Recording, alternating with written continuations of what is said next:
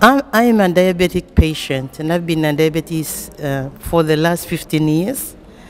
Yes, so I just, in February this year, I was diagnosed as having kidney failure. February this year, I was told by my doctor that my kidneys were not performing well. And it was from that point up to March, I was hospitalized back in my country. And in March, I was looking through the internet when I realized that there was a hospital in China which could cure disease without having to go through donors and doing the stem cell transplant. And that prompted me to come to this country. Before coming over here, I was hospitalized a couple of times because of the situation I was in. I was very sick, very weak, shortness of breath, heart failure.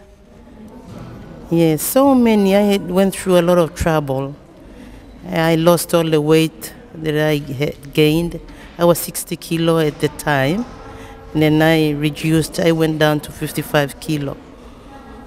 Yeah, but again, there were medications given just to put me off from those other pains that I was going through.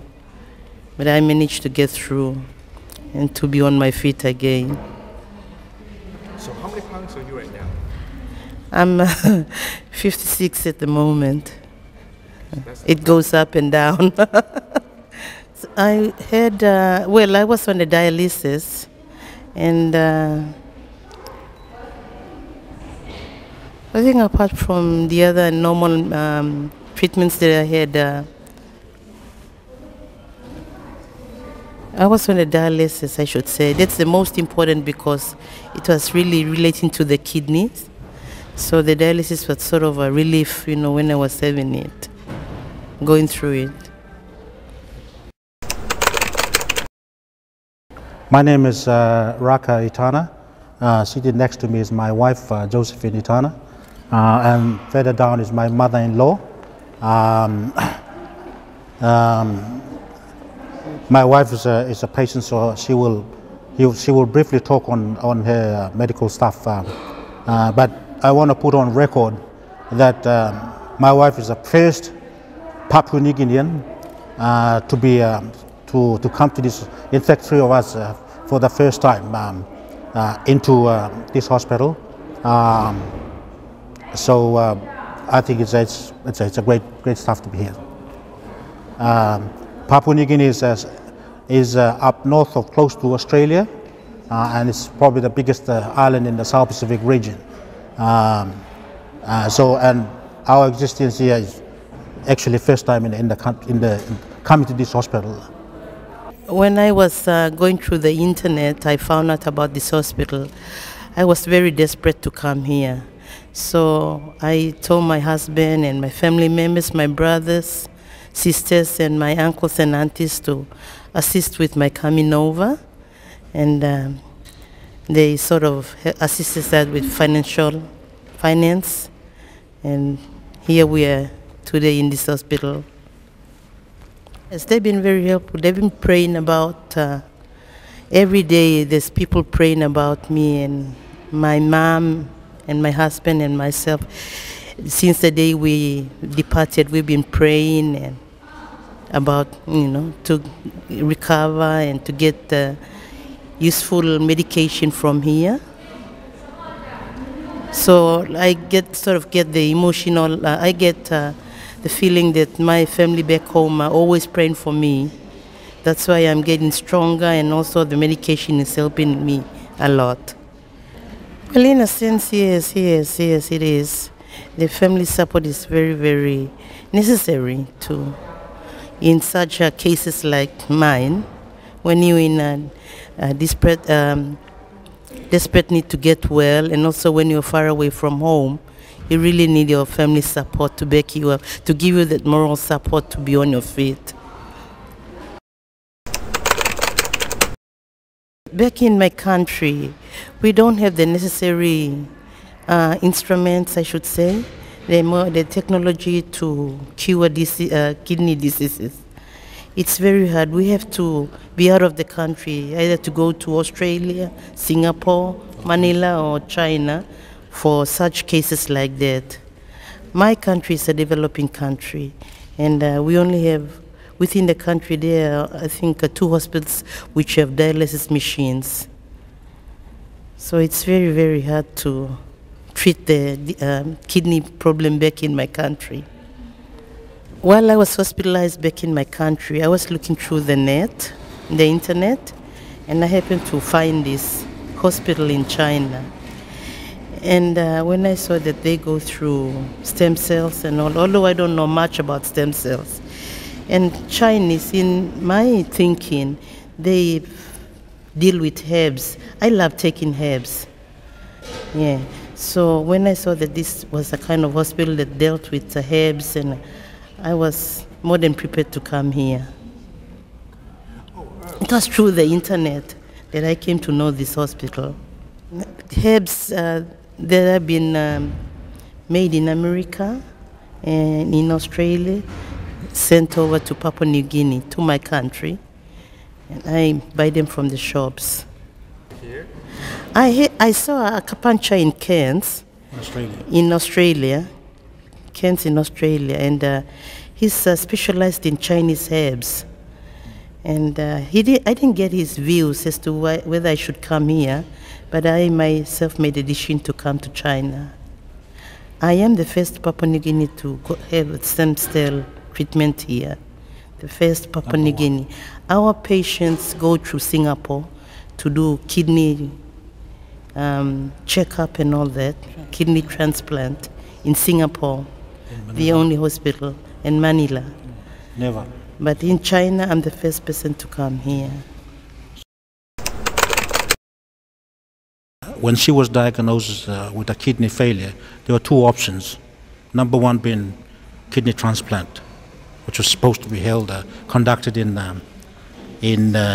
Manila. The other option, and again on the advice from our local practitioner, was to get here. Stem cell, never heard of it in my entire life. And its progress, how it has helped a lot of people. Through my wife, who were able to access to the internet, collated all the information, and that's how we got here. In fact, our local practitioner doctor also suggested that we come here instead of traveling to Manila for the transplant. Donor, the difficulty was donor. Whether we were going to pick up the right donor or a wrong donor, I mean, something that... When I first arrived here, I was very weak, tired. I lost weight, and the nurses and doctors will say how I looked when I first arrived here. I've sort of gained some weight on my face. Yeah. But after the first stem cell, I felt so energetic, I felt as though I was back as a 16-year-old or 7. Mind you, I'm 52 years old. And when I had that stem cell for the first time last week, I felt very energetic. And up to now, I feel so strong, much, much better than when I first arrived here. Losing a bit of my eyesight too, but I think I'm getting the eyesight back again. Yeah. I would say the service provided here is very, very good. The nurses are very, very helpful, the doctors. Although the doctors don't speak much English, we communicate with the nurses and the translators. They're very good. They help us out. And there's always 24-hour service at our side.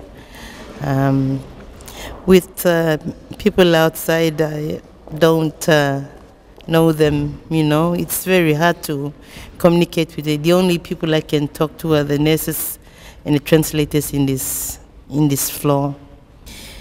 Well, yeah, before the treatment, like I said, the doctor, although he speaks or understands a little of the English words, the translator is always beside him.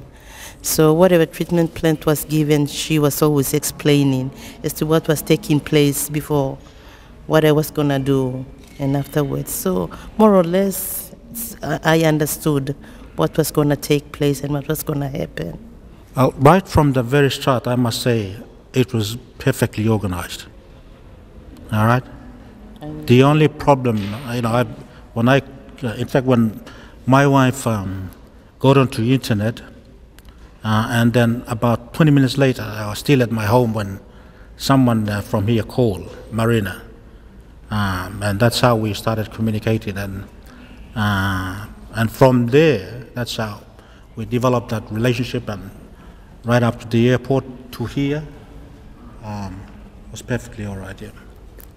I think for me, I actually went out of the hospital, so that at least there was some breathing space there for me. But I think for my wife and my mother-in-law, had to stay here full time. So that's their opinion. Whatever they want to say, that's. With my bit, I would say thank you to Josephine's nurse, Linda. She's been so helpful. As well as the other nurses too, but Linda is responsible for, or Lydia is responsible for Josephine, so with communication, bit of communication, we sort of send a lot to get something from the canteen for Josephine. Thank you.